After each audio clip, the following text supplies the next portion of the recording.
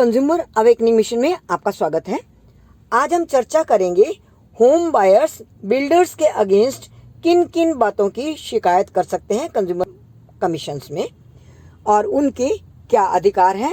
Consumer commissions उनको किस तरह से राहत देते हैं। Hello everyone, I am doctor Premlata, retired जज फ्रॉम कंज्यूमर कोर्ट। मेरा मिशन है आप सब लोगों को कंज्यूमर प्रोटेक्शन एक्ट के बारे में पूरी और सही जानकारी देना।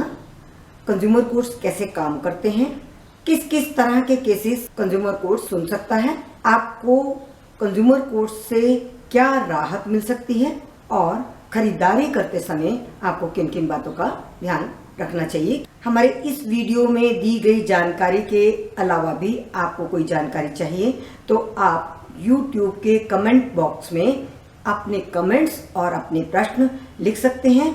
हम हर रविवार को एवरी संडे लाइव चैट में आपके प्रश्न सुनते हैं और उनके डायरेक्ट जवाब देते हैं।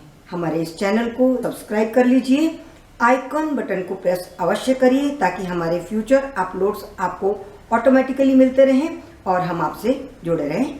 Thank you very much. पहला कारण होता है पोजीशन का न मिलना। बिल्डर और बायर के बीच में एग्रीमेंट के तहत पेमेंट की शेड्यूलिंग होती है कि कंज्यूमर या होम बायर किस किस तरह से कब कब कितनी कितनी पेमेंट करेगा। उस पेमेंट की शेड्यूलिंग के अनुसार उपभोक्ता 2 और 3 किस्तें दे चुका होता है, फिर भी उसको ये लगता है कि अभी काम शुरू नहीं हुआ, तो ऐसे में कंज्यूमर यदि पेमेंट रोक देता है तो उपभोक्ता अदालतें कंज्यूमर को मदद करती हैं, सपोर्ट करती हैं।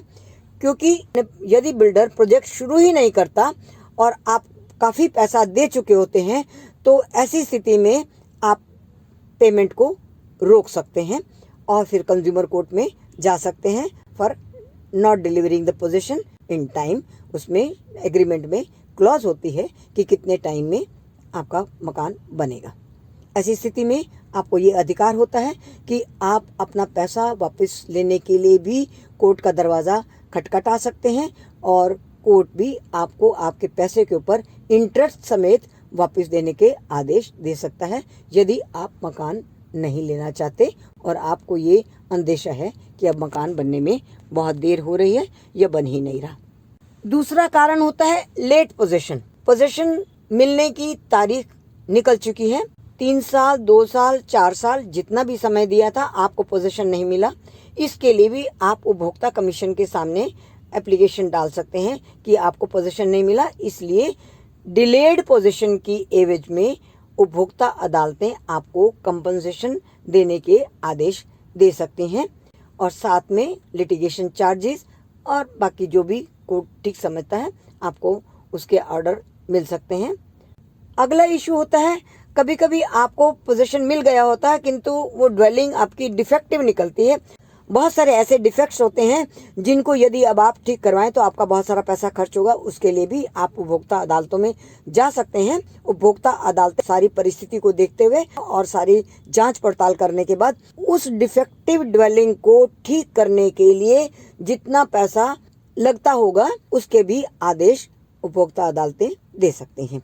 कभी कभी बिल्डर्स जो अप्रूव्ड प्लान होता है या पहले का जो प्लान आपको बताया गया होता है उसमें अल्टरेशन कर देते हैं, या कभी कहते हैं कि ये वाला टावर अभी बन नहीं रहा है, आप दूसरे टावर में ले लीजिए, उसमें तो जो पैसा थोड़ा सा और अधिक लगेगा आपको वो पैसा देना होगा। ऐसी परिस्थिति में आपके पास अधिकार है, आप उपभोक्ता कमीशन में जा सकते हैं और उपभोक्ता कमीशन के सामने प्रार्थना कर सकते हैं। यदि आप वो अधिक पैसा नहीं देना चाहते और दूसरा अल्टरनेट प्लॉट नहीं लेना चाहते, अल्टरनेट फ्लैट नहीं लेना चाहते, तो आप अपने पैसे को इंटरेस्ट के साथ वापस मांग सकते हैं और उपभोक्ता अदालतें इसमें 18% तक की ब्याज के आदेश कर सकते हैं और आपका पैसा वापस लौटाया जा सकता है। ये आपकी चॉइस है, आप उसको लेना चाहें ले सकते हैं, नहीं लेना चाहें तो आदेश से उपभोक्ता अदालतें आपका पैसा वापस दिलवा सकती हैं। कभी कभी प्रोजेक्ट के चलते चलते कॉस्ट में वृद्धि हो जाती है। उपभोक्ता अदालतों ने इस बात को तो खारिज नहीं किया है कि कॉस्ट बढ़ ही नहीं सकती। कॉस्ट बढ़ तो सकती है किंतु कॉस्ट बढ़ने पर आपके ऊपर कोई कंपल्शन नहीं है कि आप उसको खरीदें। आप कॉस्ट बढ़ने पर अपना पैसा वापस मांग सकते हैं। ऐसी स्थिति में बिल्डर आप पर कोई पेनल्टी नहीं लगाएगा और आपकी अर्नेस्ट मनी नहीं काट सकता, क्योंकि आपके पास एक वाजिब कारण है कि कॉस्ट एक्सकलेशन के कारण आप अधिक पैसा देने की स्थिति में नहीं है, तो भी आप उपभोक्ता अदालतों में जा सकते हैं। कभी कभी एग्रीमेंट में पार्किंग की फैसिलिटी दी जाती है और उसके लिए कोई चार्जेस नहीं लिखे होते। क्लब की फैसिलिटी भी दी जाती है, उसके लिए भी चार्जेस नहीं लिखे होते, किंतु प्रोजेक्ट के बनते बनते बिल्डर्स आपसे इन दोनों चीज़ों के लिए भी चार्जेस मांगने लगते हैं। ऐसी स्थिति में भी यदि एग्रीमेंट में ये क्लॉज नहीं है तो आप उपभोक्ता अदालत में जा सकते हैं और बिल्डर के अगेंस्ट इस बात की शिकायत कर सकते हैं। आपको उचित रिलीफ अदालतों से मिलेगा। ऐसी स्थिति भी होती है जब मकान बन गया है, आपको हैंडओवर भी कर दिया गया है, कंप्लीशन सर्टिफिकेट भी मिल गया है, उसके बावजूद भी बिल्डर आपको रजिस्ट्रेशन करके नहीं दे रहा। ऐसी स्थिति में भी आप उपभोक्ता अदालत में जा सकते हैं और इसके लिए जितना डिले करेंगे एग्रीमेंट की क्लॉजेज के तहत, यदि उन्होंने रजिस्ट्रेशन नहीं कराया और डिले किया, उसके लिए आपको कंपनसेशन भी देंगे और रजिस्ट्रेशन कराने के आदेश भी उपभोक्ता अदालत दे सकती हैं। बहुत सारे केसेस में सुपर बिल्डअप एरिया और कारपेट एरिया का डिस्प्यूट हमेशा बना रहता है, जिसमें आपके फ्लैट के साथ अटैच्ड कौन सा एरिया आपका आता है और कौन सा कॉमन एरिया आता है, इसके डिस्प्यूट भी आते हैं।